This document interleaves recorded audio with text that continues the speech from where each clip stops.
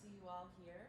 Thank you to our staff who came and helped us, and to Laura, who actually created this event with Dr. Gordon. And Dr. Gordon is a member of our board. We have three board members here. If you guys want to raise your hands. So again, I think everybody knows everybody at this point. We all go way back, right? So I'm just going to turn the mic over to Dr. Gordon and let him introduce himself and tell you what he wants to say about his career. Thank you very much for being here. We really appreciate it. Thank you. I am glad to be here. As a couple people heard as they were coming in, I've actually been in this space quite a bit, as my office was literally in this space for almost 5 years. Like, my desk was basically where Laura's sitting. So it's kind of cool to be back here. I'll let Cheyenne start. Get this to work.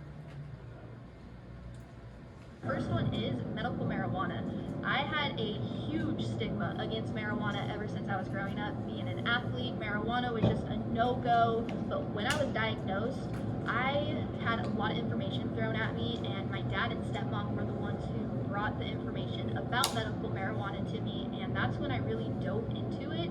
And my doctor even suggested getting a medical marijuana card. And when I did that, holy crap.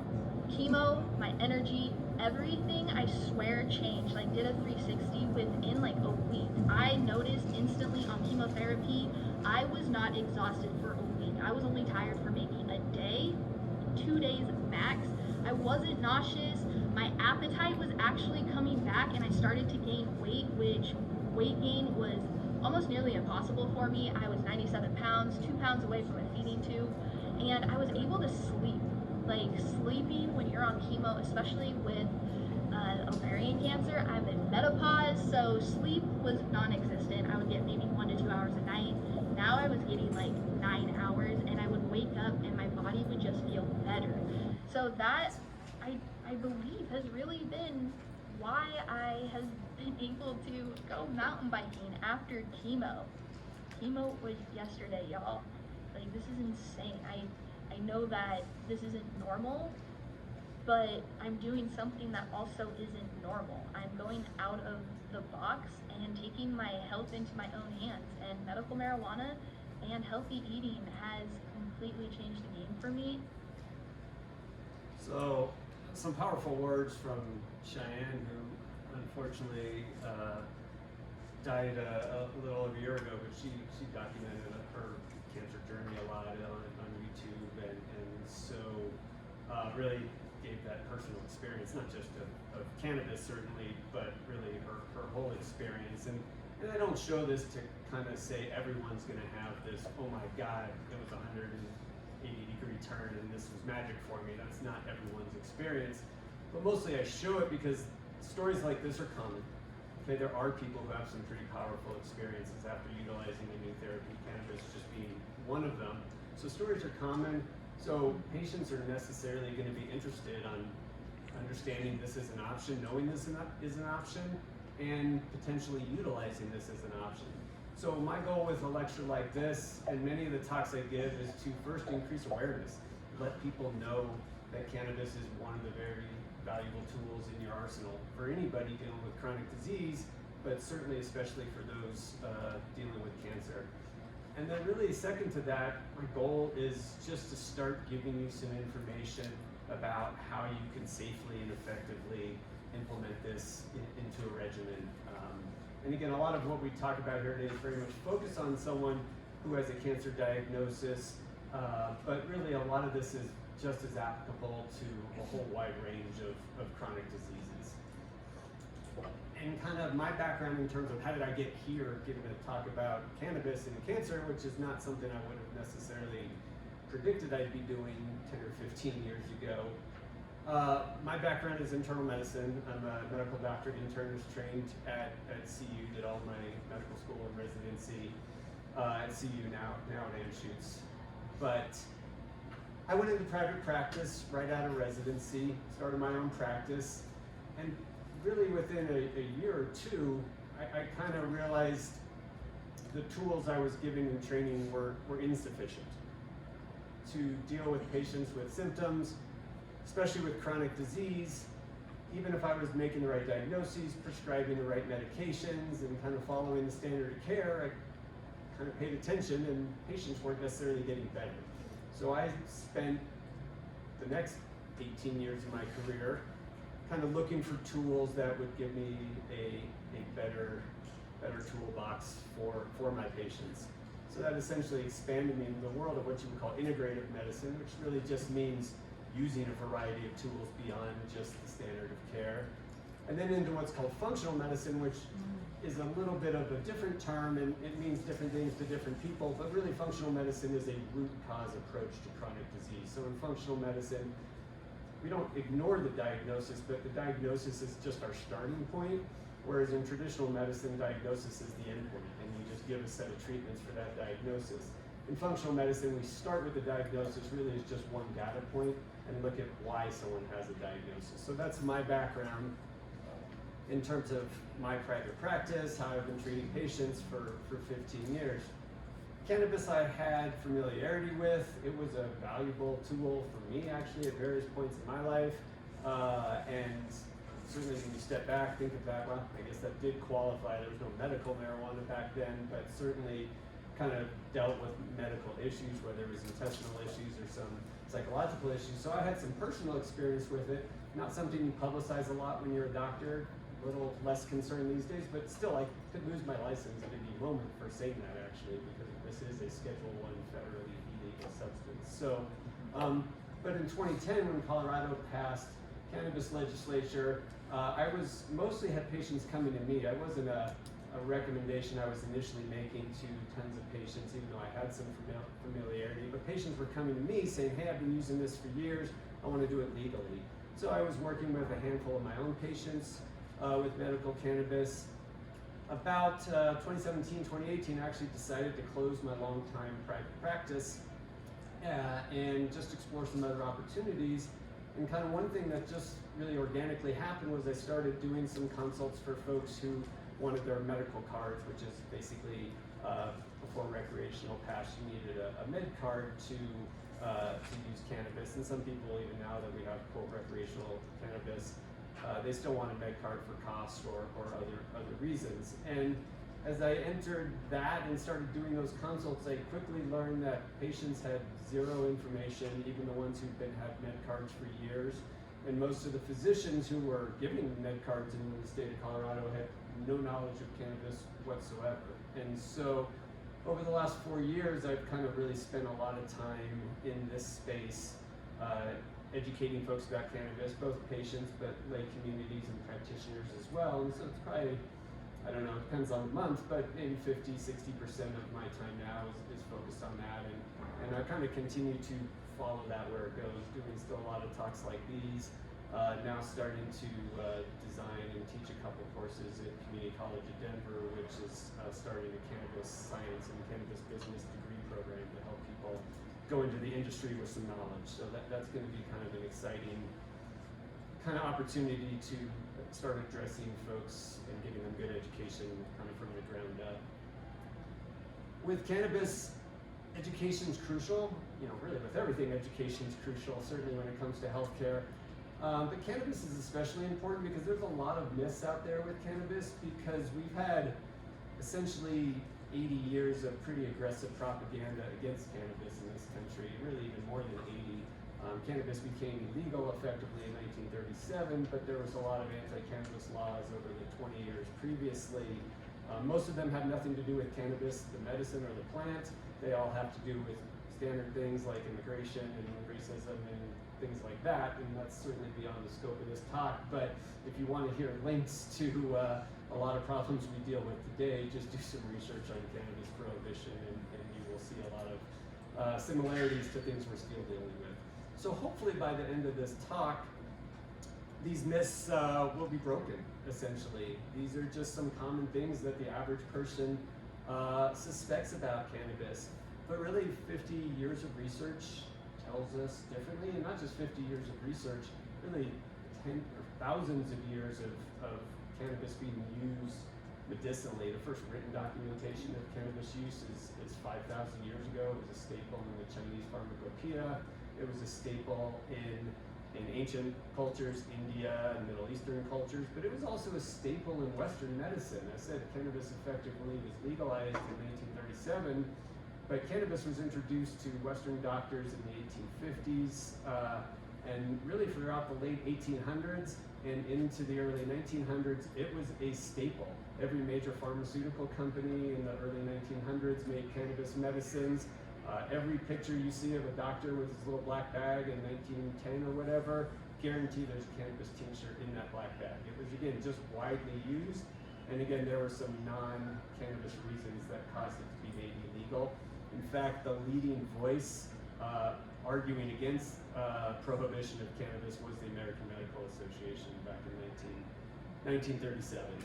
And so, other things we'll talk about, does it work? What's the proof? Obviously, Western states here, we're a group that focuses on getting people into research, into clinical trials. So we want to show definitive evidence something works.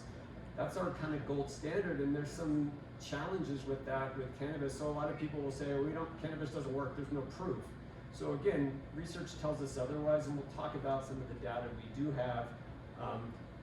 But there's also some challenges with how we view research and how we interpret research. Often we use research as we're going to take a diagnosis, do certain studies, and now make a one-size-fits-all approach that everybody gets this treatment. When you use botanicals, and really when you use cannabis specifically, that tends to break down, and we'll talk about some reasons why. So really, finally, we just want to focus again on education and guidance and personalization, not here's cannabis treatment that everybody likes to utilize. We'll definitely find this one-size-fits-all approach, again, breaks down and doesn't work. These are some questions people commonly have when I give this talk to an ovarian cancer group a couple of years ago. This was a lot of the kind of questions that were on people's mind before the talk. And so again, we'll do some generalization because again, these questions often are more personalized for an individual, but there are definitely some themes. And so again, the goal by the end of this talk is you start to have some awareness of at least what are the next questions I need to ask. But luckily, cannabis is a very safe tool to use, so there is a lot of self-exploration that can actually be done quite safely if you kind of know some starting point guidelines. So again, why are we talking about this? This is pretty straightforward. People who are on a cancer journey are struggling. They deal with a lot of symptoms. When you look at studies looking at quality of life and symptom management in patients with cancer, usually the average is like 9 different symptoms people report on a daily basis. The range, though, quite frequently goes up to 15 to 20 symptoms. We know, obviously, the disease itself can cause a whole multitude of issues, but the treatments that we commonly use for cancer often cause more symptoms than the disease itself. That's not to say the treatments are bad or unwanted, but that's just the reality of when you're trying to treat a very aggressive illness. So people dealing with surgery, chemo, radiation, obviously that's a huge cause of a lot of symptoms beyond what the disease causes itself. We also know that symptom management is so to speak, underutilized. Even by conventional standards of care, we're often focusing more on treating the cancer than treating the symptoms. And so there's a need to do a better job of symptom management in general, just even ask about symptoms. And that's important because worse symptoms tend to correlate with worse outcomes, often because people can't continue treatment because the side effects are so bad, or because their health deteriorates while they're treating their cancer, and the symptoms get in the way with that. And certainly symptoms get in the way of quality of life. And so kind of ask yourself, if you're going through a cancer journey or you're certainly a loved one, is, are my symptoms sufficiently controlled, and is my quality of life what I want it to be? Some of that might be better communication and really working with your team. Some of that might be the options you've been given for symptom management are simply insufficient. And kind of what are those options? This is just a sampling, but typically, most of the time we use pharmaceuticals for treatment of symptoms. It's not the only option we have, but it's far and away the most common one used. And this is just a sampling of what a regimen might look like for someone dealing with pretty typical cancer symptoms. There's issues with sleep, there's nausea, there's appetite, there's mood issues, there's both kind of traditional pain, but certainly neuropathy is a unique type of pain, happens in cannabis or in patients with cancer. So this is a pretty typical regimen. If this worked great and had no side effects, we wouldn't really need a lot of lectures on what else we need to be doing. But unfortunately, this tends to not work well for a lot of patients. And so we really need to consider how safe is a regimen like this, and how effective it is. So what we do with symptoms, we want other options. And so cannabis becomes an interesting option and a potentially very valuable one. So again, cannabis, that first reason why we might use it is because other things aren't working as well. We might have some tools that have better research depending on how you look at the research, but again, are they working? And so the reasons to look at cannabis as an option is a multitude.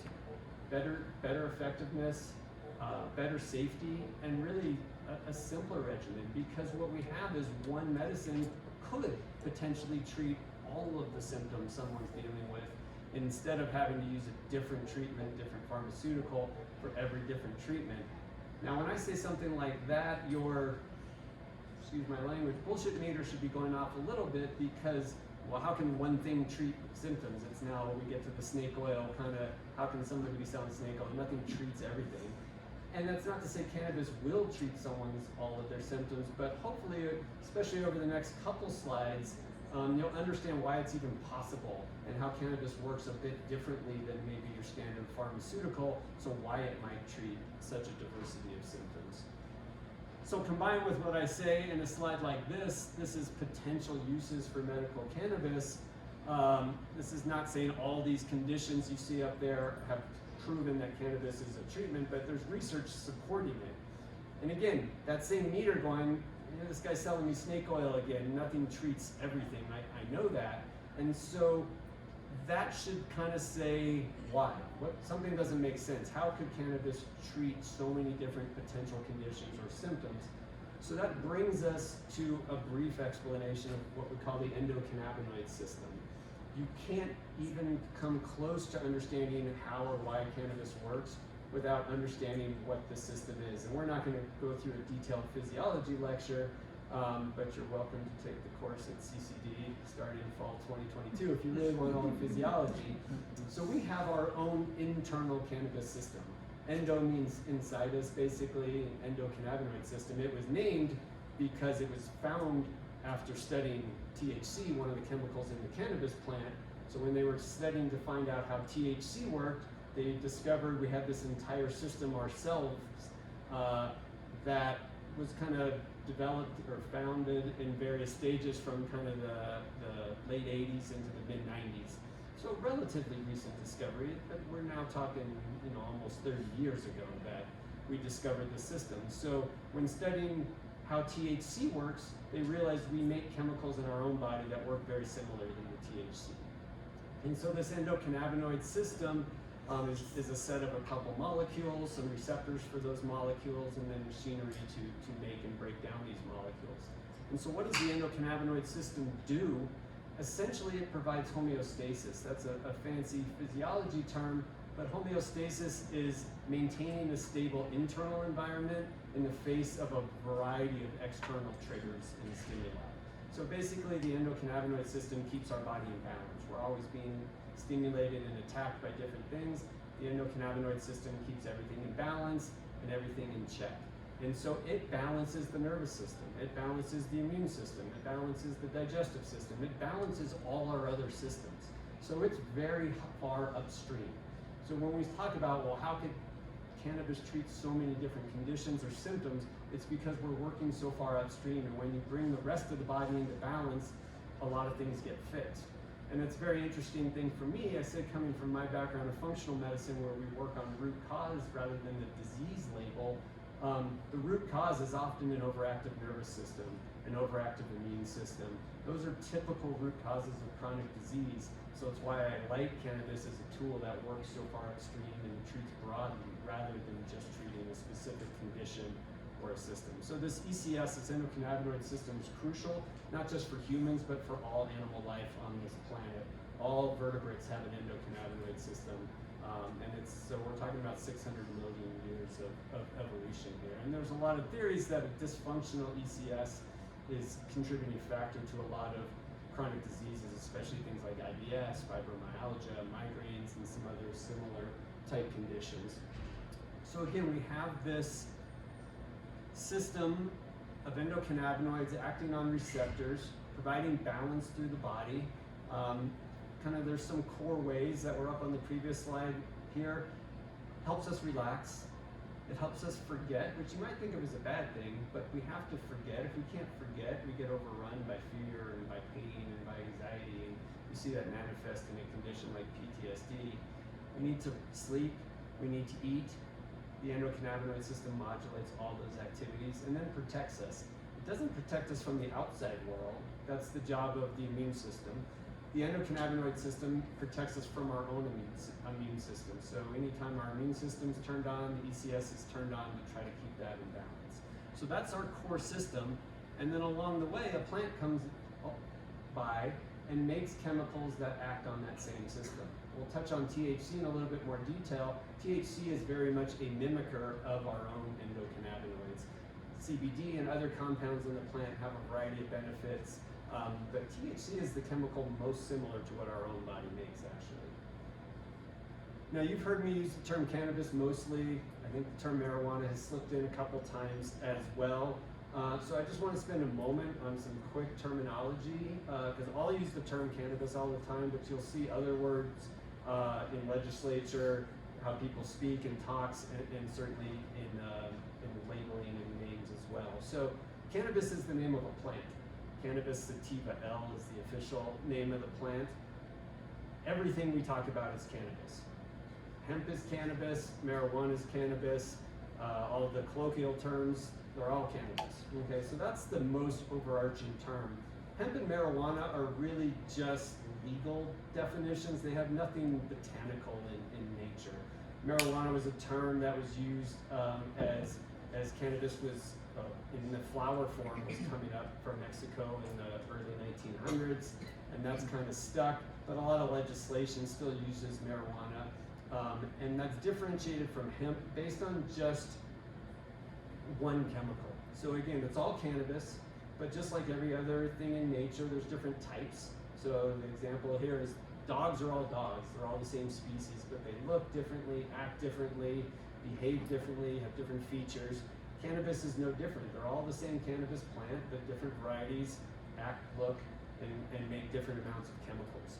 So if we talk one chemical, this chemical THC, I don't know what that's doing.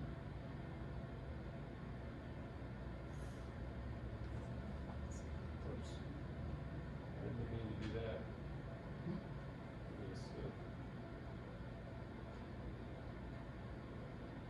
There we go. So if you're above a certain percentage, specifically 0.3% THC, it's called marijuana, and it's regulated completely differently. If you're below that certain percentage, it's called hemp, and again, it has a different set of regulations. The medicine is still the same. CBD from hemp is no different than CBD from, quote, marijuana. It's all the same chemical. The biggest difference, though, that's important is the regulation. So anything that's considered marijuana is very tightly regulated. That's where you have to go to dispensaries to buy it, and it has a whole set of rules how they get it to the dispensary. And there's much more safety regulation involved. Hemp is a complete free-for-all. So hemp you can buy at a gas station, CBD anywhere, you can get it online, you can get it in any state. There's essentially no regulation. I'm exaggerating a bit. So hemp CBD products are still fine, but you really have to know where you're getting it to ensure the quality. When you're buying a dispensary marijuana product, at least in Colorado, you can be pretty confident about quality. But so that's a quick overview of terminology. And that's not what we want. That's my notes.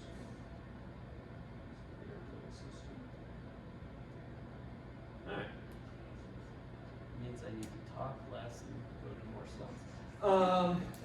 So, and again, it's the that's just initial start, like depending on how you label it, how much THC, it just starts to show you there's a lot of variety when we talk about cannabis, and it's gonna add to that one size doesn't fit all.